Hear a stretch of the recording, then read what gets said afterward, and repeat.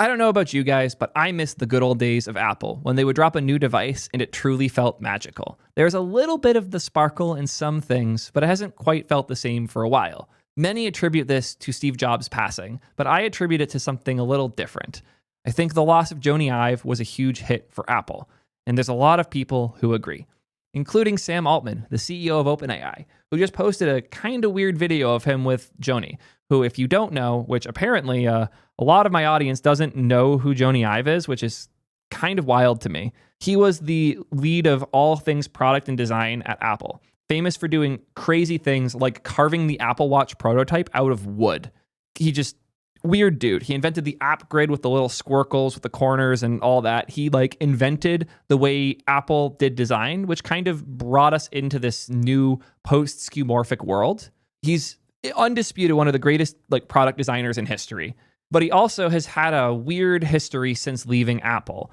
From his weird design collective, Love From, to his work at Humane building an AI pin nobody liked, to his new consulting company, I.O., that just got acquired for $6 billion by OpenAI, despite not having any product. This is a weird one. I wasn't going to cover it, but then I got more and more interesting details. Then Min-Chi Kuo leaked what the device would look like, which, by the way, if you're curious, probably going to look something like this, based on the leaks. There's a lot to talk about here, where this fits into OpenAI's strategy, in particular how it contrasts with something like the Windsurf purchase, what this means for the nonprofit status, what the hell's going on with Jony Ive. There's a lot to talk about here. While you can't use any of what they're building for a while, do you know what you can use right now? Today's sponsor. Be right back. Today's sponsor is a product that I'll admit I was really skeptical about for almost 4 years. I only recently took the plunge and am so happy I did. That sponsor is Convex. I could tell you all about their fancy AI code gen stuff with Chef that they built because of me, but I'd rather just show you how cool it is to use. They really are the best backend for your AI apps and certainly the best backend for your React apps. Here's my actual T3 Chat dev environment. It's running locally on my machine, but this will behave exactly the same in the cloud. I have this thread that I made, T3 Chat homepage redesign. I'm going to open this in the Convex dashboard. Let's hop over to data. Let's hop over to threads and see the thread named T3 Chat homepage. I'm going to hop in here and change this to say something else. Something else. I just pressed enter to save it. I went back to my UI and it's already renamed. I must have done some crazy complex stuff for that to work, right? Nope. I literally just call the query the way you would with React Query and TRPC, where you pass it API.whatever you defined. Everything, and I mean everything, lives inside of the Convex directory. So getting threads is super simple. I call context.db, query threads with index, user ID, and updated at so we can sort it. Ordered ascending, take 200. Oh no, I need to get the pinned threads too, so I grab those separately. I dedupe them, and then I return them. No SQL necessary. It still runs super fast because it transactionalizes all of this, and then calling it on the client is just as easy. Here's how you do it. Threads from Convex equals use session query, because I want to use their session stuff, api.threads.get. It's so good. There's nothing special that I had to do in order to make this automatically update. That's all just part of the platform. The amount that Convex was able to simplify our code and actually make our app faster and less buggy is still kind of unreal to me. If you use the T3 Chat beta, you know the difference. It's insane. And if you want to feel that difference yourself, you don't even need to add it to your app. Go try out Chef. You can generate a full stack app from scratch with everything from auth to file upload to sync handled in literally just one prompt. Thank you for bullying me into trying you out, Convex. I'm so happy I did, and all our T3 Chat users are too. Don't wait like I did. Try them today at soydev.link/convex. Let's break down Jony Ive's history. The famous story with Ive when he was at Apple is that he was in an elevator with Steve Jobs, and Steve Jobs was just talking about some design thing, and Ive said something he thought was clever. So at some point when the elevator stopped and it was Jony's floor, he started getting off the elevator, and Steve said, "No, you're staying with me," and brought him to some crazy exec meeting as a random designer at the company. And he very quickly took over all of design and product at Apple. He's also the calm voice you probably remember hearing in the Apple ads for everything, with the white background and the calm, slightly British voice talking about how cool the metal was on the device. That was Jony. Legend. He kind of invented the modern world of Apple. But after 3 decades probably of working there, he decided it was time to leave. And he started a new company, Love From. Love From was a consulting firm that's focus was helping businesses build really good designs, and he even committed to continuing work with Apple through the Love From brand, which he then proceeded to not do. As far as I know, Ive has had zero impact on Apple since he left. Yeah, hard to know. But as far as I could guess, that is definitely the case.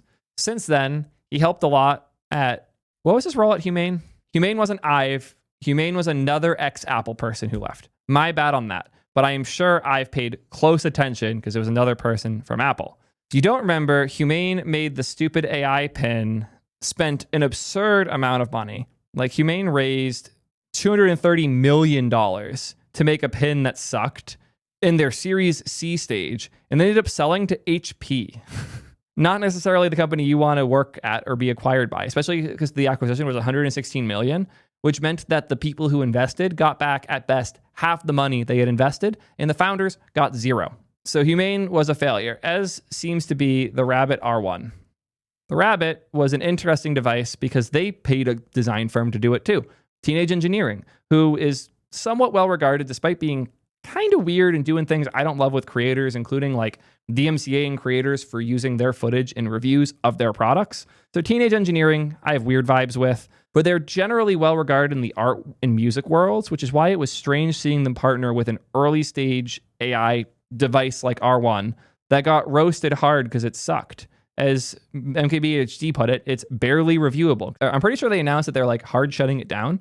Not positive, but relatively sure. It's been over a year and no one's touched it since. So those AI assistant hardware devices have just kind of been failing. I was interviewed by Bloomberg recently about this and said that he considered those other things to be very poor products, which honestly is true. They're just not good. But rather than see that as a failure in the market, it seems like he's taking the opportunity to make something better. And that's what they were building at his new company, I/O, which was focused on doing something with modern I/O, input-output, a new way of thinking about compute and hardware. Ive can actually do this, but I don't know if this is the right path. The idea of an AI like dedicated device still feels strange. In some ways, this is similar to the BlackBerry thing, where there was a lot of people with BlackBerries, but it was still like less than 1 in 400 phone users at the time. The iPhone was betting not only that they could kill BlackBerry, but they could make the market itself comically bigger if the phone that was smart was accessible enough and useful enough to the average person. And that bet paid off in spades. It felt so different using a BlackBerry versus an iPhone at the time because one was built for everyone and one was built to have a huge feature list that you could show off in advertising. And guess which one the iPhone was?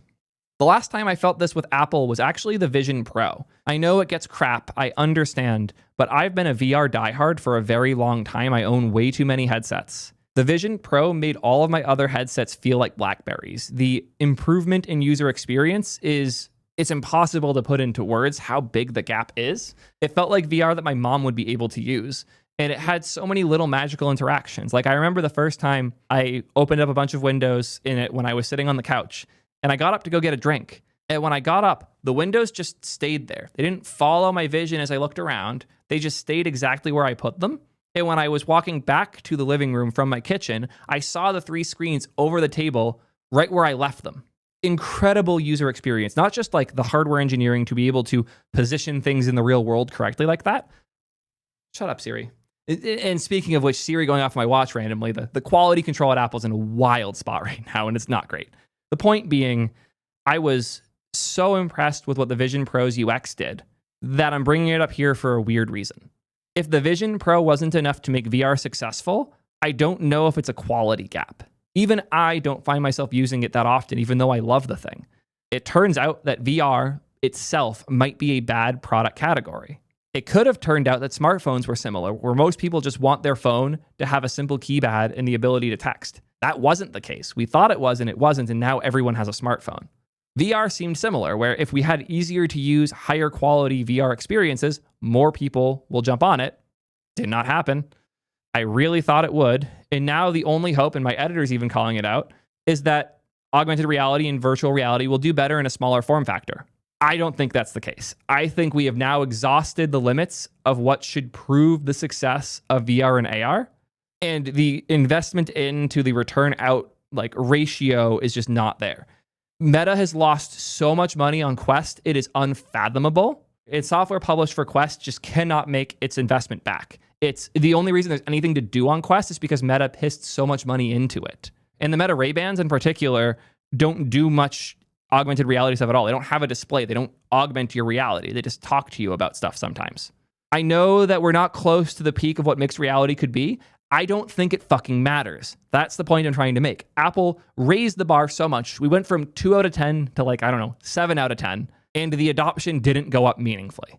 That's the thing I'm concerned about. And this is the hard test. Like, before Apple made the iPad, tablets existed and people used them, but not really. The iPad almost immediately started to kill all of the netbook market and start encroaching on the general computer market within 3 years of its first release. Vision Pro has had nothing resembling that splash whatsoever. There's nothing really worth disrupting on the VR side, and it's struggling to disrupt anywhere else. It's good enough that if the market was good, it would be doing better. And that's why I find I/O and what Ive is doing here to be interesting. We do not know if dedicated AI devices are a real market yet. The only way you can know for sure is if you make something really good and it flops. So now we have an interesting question. How much money is it worth to get an answer to that question? How much money would a business like OpenAI be willing to spend to know whether or not hardware focused on AI interactions is a worthwhile expenditure or a worthwhile industry? Is this a thing consumers are going to want, or is this a thing consumers are going to be annoyed by, make funny YouTube videos about, and then move on? Because that's kind of what's happening in VR right now. We don't know yet, but it would really suck if we made something that was just slightly not good enough so it can't go over that threshold. It would have really sucked if Apple was just slightly off on their investment on the iPhone and they made it too cheap by using a bad screen and then nobody liked it as a result and it never caught on. It's important to invest enough to make sure that first attempt that the company makes is good enough to get over the threshold. That doesn't guarantee it will be successful, but it guarantees that you get an answer. That's what I think OpenAI is doing here. They are spending an egregious amount of money, $6.5 billion, on a company that's founder only had I think it was 500 mil was his understood valuation and worth at the time, just 12x'd his net worth in order to see if the best of the best is enough to make one of these devices successful. And if it is, you now have the benefit of being the one with that device. And if it isn't, you spent $6 billion on an important lesson. That's a lot of money for the lesson, but that's the reason that I think this is happening. I also admittedly think a little bit of this is Sam trying to cosplay as Steve Jobs. Come on. This is an extraordinary moment. Computers are now seeing, thinking, and understanding. Despite this unprecedented capability, our experience remains shaped by traditional products and interfaces. 2 years ago, Jony Ive and the creative collective Love From quietly began collaborating with Sam Altman and the team at OpenAI. Collaboration built upon friendship, curiosity, and shared values quickly grew in ambition. Tentative ideas and explorations evolved into tangible designs. The ideas seemed important and useful. They were optimistic and hopeful. They were inspiring. They made everyone smile. They reminded us of a time when we celebrated human achievement, grateful for new tools that helped us learn, explore, and create. Yeah, this is them cosplaying as Steve Jobs and Apple to an extent. And I want to be clear about that. You have to remember that OpenAI was started as a nonprofit research company looking into what AGI could possibly be. But at the same time, I do believe Sam Altman has formed a genuine friendship with Ive. Any attempt for executives at a multi-$100 billion company doing a multi-billion dollar deal will feel cringe. And they did not do enough to reduce the cringe. I'm not going to pretend otherwise. But I did get a sense that they have a real friendship, and that will lead to making irrational decisions. Just imagine now that you're Sam Altman. You went on this crazy journey to research AI, and now just 10 years later, 3 years after your big break with ChatGPT, you have a $400 billion valuation. You just raised, what was it, $36 billion? No, the numbers are backwards. It's a $300 billion valuation. You just raised $40 billion. These are numbers you could not have fathomed this all being worth. And there's one other note. Sam has zero. But Sam does control the business. He has nothing here. He wants to figure out if this hardware thing is worth it. He wants to make sure if they do this, that they can get a definitive answer of yes or no. And if the answer is yes, that they win. He has no equity, but he has full control over all of this. He wants to know for a fact what AI's role in the world is. This company exists to figure that out. He also likes to support his friends and work with his friends, these people that he cares about. And most importantly, he wants to build real products. Even though OpenAI was originally founded to do research, and it did a really good job at that, ChatGPT was kind of this transition into OpenAI now being a product company where they're hiring as many engineers to build the mobile app, the website, all the crazy things they're doing with Codex. All of that is product, not research. There are research parts of it, but it's separate from product. Is this question of the success of AI product worth 2% of OpenAI? This is what Sam asked himself. Knowing that more and more OpenAI's product and user-facing experiences are important, if hardware ends up being the next frontier, how do we win? And how do we know if it is going to be? Is that worth 2% of OpenAI's current value? That's a tough question. And it seems like Sam Altman, when he considered all of the biases, all of the options, all of the things going on, and also that Windsurf was worth around 1% in comparison. This is a company that has built something developers are actually using, that has good penetration in the enterprise world. Their valuation is around $3 billion. Spending more than double on a company with no product and no users is terrifying. But they also said they've been collabing for a while. They see the potential. And if the thing we talked about before is true, that Ive and Sam are friends. Remember that Sam owns 0% of OpenAI? That is a pretty bad thing as they move out of the nonprofit, because the nonprofit still has majority control over the company. They still own the majority of it. As percentages get taken out and given to people like Ive, that 2% is no longer part of the nonprofit. That's 2% of the company now in control of somebody that Sam is friends with. That part makes it make even more sense. If Sam's trying to build a team of executives that can make good decisions for OpenAI, as far as he is concerned, having his friends come in that have lots of experience in the industry to run more and more of the business helps a lot. And when I read this on an HN comment, I don't feel like finding it, started to click for me how Sam is really trying to play chess here. So when you recognize that existing products are so bad that they haven't really taught us anything, that the structure of ownership at OpenAI is weird, that Sam's desire to build product is real, it's super real, and that Ive and Sam are friends, all of this starts to make a lot more sense. So let's take a look at the leak. What are they actually building? This leak comes from Min-Chi Kuo, who's one of the most legendary leakers in the history of Apple leaks and news. Very trustworthy source. Mass production of this new device is expected to start in 2027. Assembly and shipping will occur outside of China due to the tariffs and all of that chaos. It'll be in Vietnam.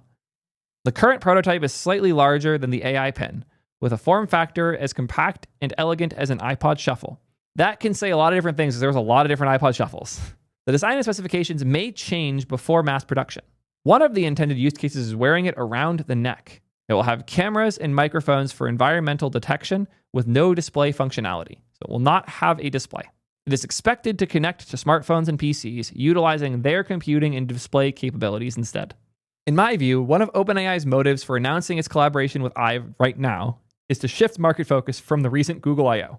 Google's ecosystem and AI integration, showcased in the I/O keynotes, pose a challenge that OpenAI currently struggles to address. The challenge being Google has vertical integration between product, inference, model generation, APIs for people to access, and actual hardware design, both on like the Android and Pixel side, where they can make their own glasses, make their own platforms, make their own OS, but also on the TPU side, where the chips doing the inference are owned by Google. Google's vertical integration here, from the thing that the user wears on their face to the CPU that's actually running the inference, is insane. Google is very, very, very well positioned right now. OpenAI is less so. They need to win the vertical integration if they want to keep competing in the current market. This was obviously a play to do that, not necessarily to compete directly with Google, but to have more product under their umbrella. And announcing it now also makes a lot of sense if they want to really compete with Google. AI integrated into real-world applications, often termed physical AI, is widely recognized as the next critical trend. I'm not necessarily sure about this one. I would like to see where it goes. I think that's why this investment is happening, but we can't know for a while. This partnership also recalls Alan Kay's well-known adage, people who are really serious about software should make their own hardware. I don't know, man. I'm pretty serious about software, yet here I am. Really, though, makes a lot of sense. And while this leak looks really Apple, and I would be surprised if they went with such a blatantly Apple-adjacent design, it does show that OpenAI is taking product almost too seriously. To spend that much money on effectively a pile of talent, not even on a product, is nuts. But OpenAI has always been a kind of nutty bet. So for better or worse, I think I see why Sam did this. It's a chaotic move to answer a chaotic question. Will dedicated AI devices be a real market? And if so, can OpenAI win it? I'm excited to see where this goes, but I have no idea how useful these things will be. I'm curious what you guys think, though. Is this all going to blow over and be forgotten, or are AI pins and AI devices the future of how we interface with the world? I have literally no idea where any of this is going, and I doubt they do either, but we all want to figure it out, right? Let me know what you think. Until next time, peace, nerds.